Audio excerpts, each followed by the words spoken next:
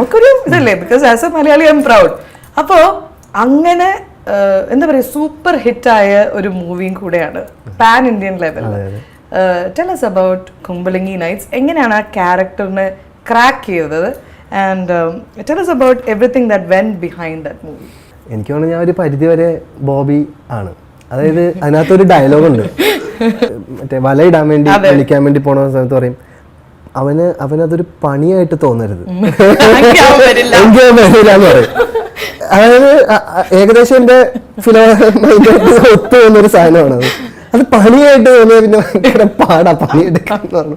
പക്ഷെ എല്ലാ പണിയും നമ്മൾ എടുക്കുകയും ചെയ്യും. അതല്ല ചെറിയൊരു ബേർഡനായിട്ട് എന്നുള്ളൊരു രീതിയിലാണ്.